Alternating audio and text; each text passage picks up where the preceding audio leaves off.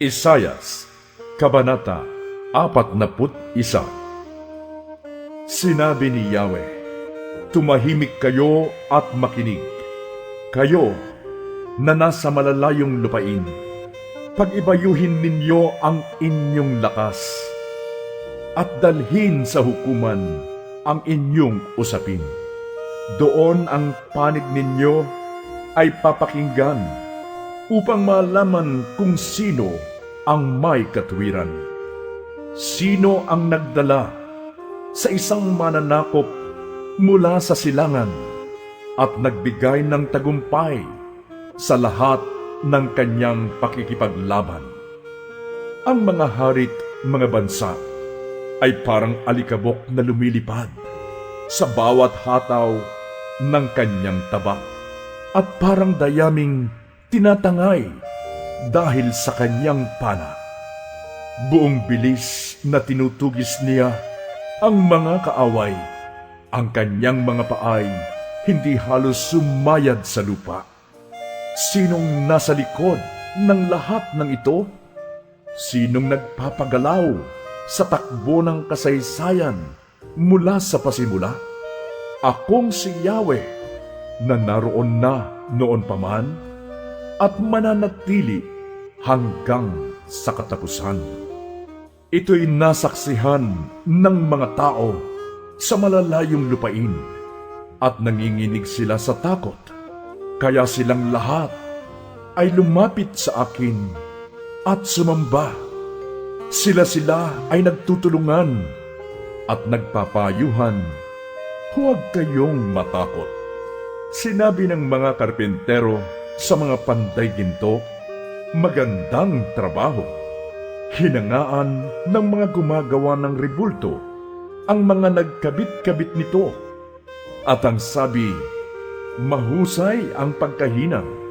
Pagkatapos ay ipinako ang rebulto sa patungan nito.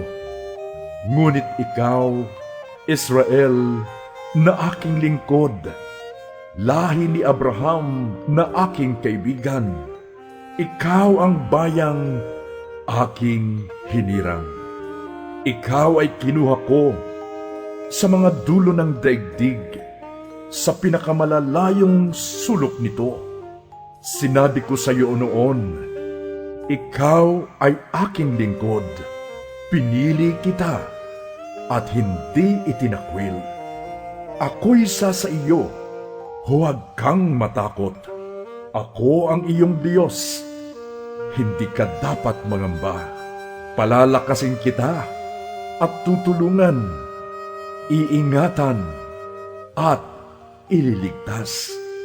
Lahat ng may galit sa iyo ay mapapahiya at mamamatay ang sinumang lumaban sa iyo. Hahanapin ninyo sila, ngunit hindi makikita. Mawawala na sila ng lubusan dito sa lupa. Ako si Yahweh, na inyong Diyos, ang magpapalakas sa inyo. Ako ang nagsasabi, huwag kayong matakot at tutulungan ko kayo. Sinabi pa ni Yahweh, Israel, mahina ka man at maliit, huwag kang matakot, sapagkat tutulungan kita. Ako ang iyong tagapagligtas, ang banal na Diyos ng Israel. Gagawin kitang tulad ng panggiik na may bago at matatalim na ngipin. Iyong gigiikin ang mga bundok at burol at dudurugin hanggang maging alabok. Iahagis mo sila at tatangayin ng hangin.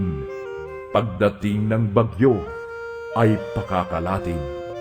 Magdiriwang kayo sa pangalan ni Yahweh at pararangalan ang banal na Diyos ng Israel.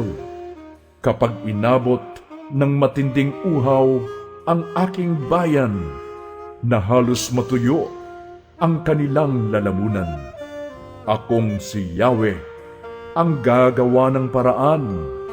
Akong Diyos ng Israel ay hindi magpapabaya. magkakaroon ng ilog sa tigang na burol. Aagos ang masaganang tubig sa mga libis. Gagawin kong lawa ang disyerto. May mga batis na bubukal sa tuyong lupain. Ang mga disyerto'y pupunuin ko ng akasya at cedar, kahoy na olibo at saka ng mirto, kahoy na sipres, alerces at pino. At kung magkagayon, makikita nila at mauunawaan na akong si Yahweh, ang banal na Diyos ng Israel, ang gumawa at lumikha nito. Ganito ang sabi ni Yahweh, ang hari ni Jacob: kayo ay lumapit, mga Diyos-Diyosan, ang panig ninyo ay ipaglaban. Lumapit kayo at inyong hulaan ang mga mangyayari sa kinabukasan. Ipaliwanag ninyo sa harap ng hukuman upang pagtuunan ng aming isipan ang mga pangyayari sa kahapong nagdaan. Maniniwala kaming kayo nga ay Diyos kapag ang hinaharap inyong mahulaan. Kayo'y magpakita ng anumang gawang mabuti o kahit masama, nang kami masindak o kaya'y manghina. Kayo at ang inyong gaway walang kabuluhan. Ang sumasamba sa inyo ay kasuklam-suklam. Mayroon akong isang taong pinili mula sa silangan at aking pinasasalakay mula sa hilaga. Parang lupang kanyang tatapakan ang mga hari tulad ng pagmamasa sa putik na ginagawang palayok. Mula sa simula, sino sa inyo ang nakahula na ito'y mangyayari para masabi naming siya ay tama? Walang sinabing anuman tungkol dito ang isa man sa inyo. Akong si Yahweh ang unang nagbalita nito sa Jerusalem, nang ipasabi ko sa aking sugo ang ganito: ang aking bayan ay uuwi na. Nang ako'y maghanap, wala akong nasumpungang tagapayo na handang sumagot sa sandaling magtanong ako. Lahat ng Diyos-Diyosan ay walang kabuluhan. Wala silang magagawang anuman dahil sila'y mahihina at walang kapangyarihan.